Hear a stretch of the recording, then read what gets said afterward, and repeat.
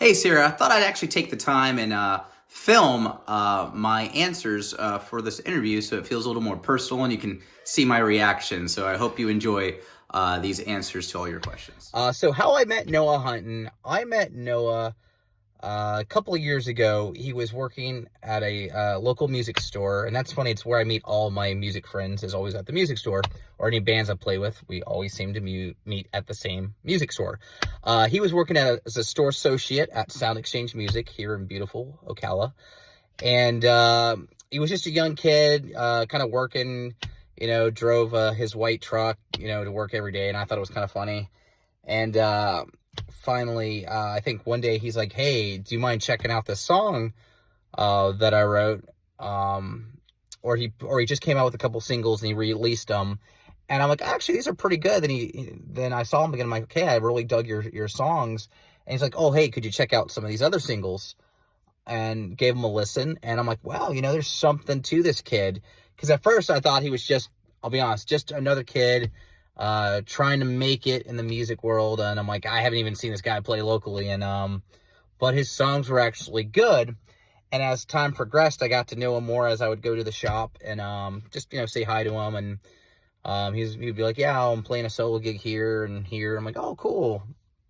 And his latest songs that were finally finished, like the full product of his singles that he showed me, were finally finished. And I was really impressed. I was like, "Wow, these sound really good." So I told him, "Hey, if you ever need a lead electric player, man, I will drop everything in a heartbeat and come play for you. I really dig your music. I think you've got something." And I don't just tell that to everybody. Like, I'm being dead honest here. When people say they want to jam, it's like, yeah, I just want to get together and goof off. No, like I'm like, if you're serious, I will join your band.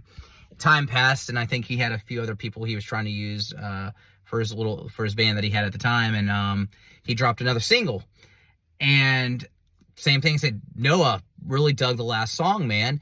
Again, you need me to play for you, I will drop everything in a heartbeat for you, man." At the time, I still am in another band, and I play for other people as well. But I was willing to, put everybody else on hold and basically help him out. So that's how I met him, was at our local music store, because I really actually dug his music. What was it like playing at the Grand Ole Opry? It was amazing. It was like a dream come true, and I definitely hope we're back, especially for the Josie Music Awards. Kind of answer two questions in one. There are three stages in my life that I've always wanted to play, at least as a musician, and being more aware that that's what I wanted to do with the rest of my life was play music. The Grand Ole Opry is right up there. Red Rocks and the Royal Albert Hall. Those are my three stages I've always wanted to play, and to get to play the Grand Ole Opry was an honor, even just to be in the parking lot of the Grand Ole Opry, or stand in front of the sign, or the musician's entrance, or artist entrance, or even to go through a back door, or play the sound stage. Everything we got to experience, it was an honor, to say the least.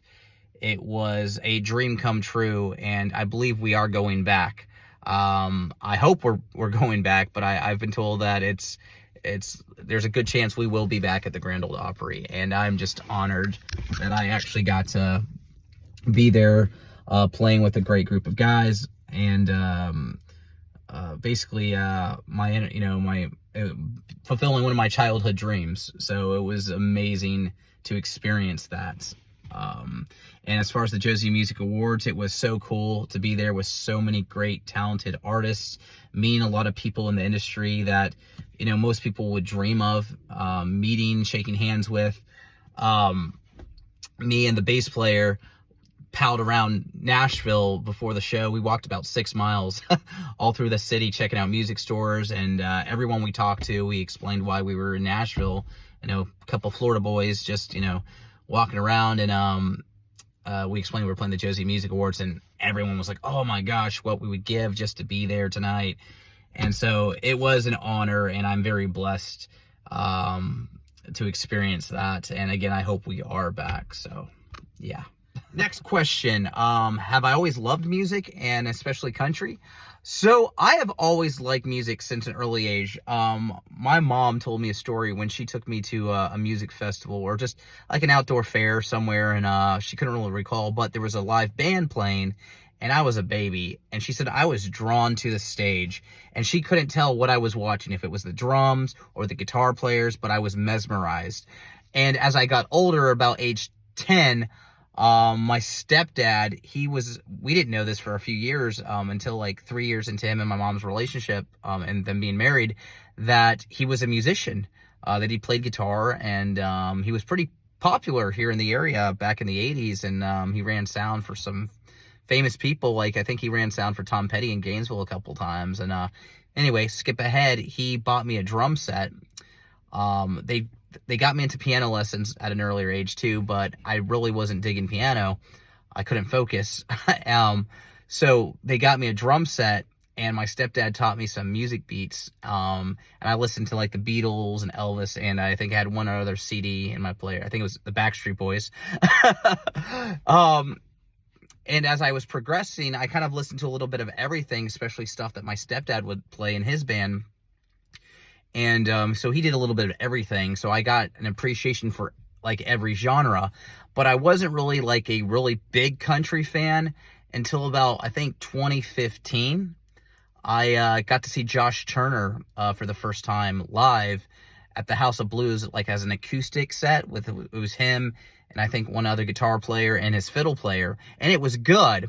Then 2 weeks later, I was working, like one of my first jobs, I was working at Silver Springs, and one of the perks of working at Silver Springs here in Ocala was the concert series. I got to see all these great acts come through for free, and Josh Turner was playing, and I got to see the full band, and that's when I fell in love with, I wouldn't say just fell in love with country music, it was more or less the musicians that back the country stars. Josh Turner has a great voice, and I've compared Noah to like Josh Turner with his vocal range, but I really liked Josh Turner's band, the guys who backed him up.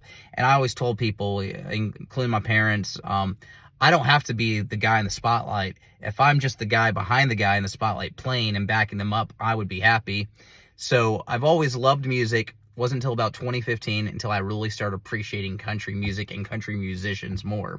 And now that I play Noah stuff, I really dig country music. I mean, I have other things on my playlist, but I would say my favorite influencers have always been blues players. My favorite musician is Joe Bonamassa, phenomenal guitar player. He's a combination between Eric Clapton and Eric Johnson. So, that's my favorite player. And Eric Clapton, Stevie Ray Vaughan, all those other guys, Robin Ford, probably other musicians most people have never heard of, but I like blues players, and I incorporate that into country music, and I like country. I appreciate it more now, but I like all genres for the most part, but it's really cool playing a lot of country, especially Noah's country music. I really do dig it. The stigma around country music, I mean, I think every genre there's like some kind of stigma, or everybody's got an opinion about any genre. Playing original country music with Noah, I've noticed there's going to be some differences. When people hear country, a lot of people think, old school country, very twangy, like yodel-a-hoo stuff. Everybody's got their own thoughts, and in any genre, music in general goes through these evolutions. It might come full circle where we're going to hear more old school country mixed with modern. Like, I was watching an interview the other day on Instagram, actually, where someone basically talked about how there was a stigma more over the last, let's say, 5 or 6 years, where, country has evolved to this modern country where it's just a bunch of ripped guys, no offense to Noah, but, he's pretty jacked, driving big lifted trucks, again, Noah, wearing ball caps, and playing this modern rock country. And then all of a sudden we were introduced to Chris Stapleton and even Luke Combs. They kind of broke that mold of you don't have to look a certain way. And this is not me judging any other country artist, but there was getting this new stigma of modern country where you have to be good looking. You can have a decent voice, but you have to look the part. I would say with Noah, his music's good. He doesn't, he's obviously a good-looking young feller, but he's got a good heart, and he takes care of himself. That's the thing. But he's got good songs, and the people he's worked with and has written songs with, like I said, I'm not an expert when it comes to stigmas, but like there is a mold that was happening in the country music scene, and I'm not saying Noah's trying to be a part of that stigma. He's just Noah, and he he has his own style, and he has his own voice that he's developed. Like I said, I can compare him to Josh Turner, but he's not Josh Turner. I like to say he's similar to Josh Turner, but he also has other influences that comes through in his voice, and his music is enjoyable to play. Like I've played old school country too, and it can get a little boring. And then some people would say, well, this modern country's too popish. Like Florida Georgia Line was getting very country pop, and modern country can be seen as too heavy rock. I mean, I think with Noah we have this nice median ground where it's a little bit of everything, and the more we play together and the more songs that are written and shared with other people in the community, there's gonna be a change in the country music scene specifically. You're gonna have, I guess, more diversification with songs, more diversity, which is always, I think, great for any genre. So I don't know what the future holds for country. There are plenty of experts out there on country music that know more about it than I do. I just feel like the songs I'm playing, if I don't like the music, I won't play it, but I have an appreciation for pretty much all genres. If I like the music, I'll play it. With Noah's songs, if I like them, I play them. That's why I keep playing, is I really dig the music. It's enjoyable to play. I have fun doing it, and if the crowd's rocking to it, awesome. So hope that answered that question. Moments we've shared with Noah. Yeah, I would say the best moments off stage have always been at band rehearsals. Definitely band rehearsals. They're always fun. We always have jokes. We'll say something funny, make fun of each other, all play. We don't get offended by anything. So that's been great. Really getting to open up about it, our personal lives, kind of sharing, learning more about each other. Because all I really know about Noah is he loves to work out and he loves golf. And the whole year I've been playing with him, that's all I know. He loves to golf and he loves to work out. Just kidding. But to be honest, though, he is obsessed with golfing. That is like, seriously, he's addicted to golfing. I don't know what his handicap is, what he shoots on average, but I kid you not, the first thing we do when we get to a new city or a new place, he has to look for a Top Golf. Like those driving ranges. That's the first thing he does. When we went to Nashville, I got the last flight out of Orlando to Nashville. It was a 2.5 hour, plane trip from Orlando to Tennessee, to Nashville, Tennessee. And I am tired. I've been sitting on a plane that's been full of people. The first thing I really want to do is just, get picked up, and I want to go to the hotel or the condo we were staying at. I get a call as soon as I land. Hey, this is your Lyft driver. I'm gonna pick you up. I'm like, oh, cool, awesome, or Uber, whoever it was, and I get picked up. I arrive to the condo, and I'm like, oh, everybody's here. Looks like everybody's in bed. Noah comes walking down, doesn't even realize I'm there yet. And he's like, all right, you guys ready to go? We're gonna go hit Top Golf.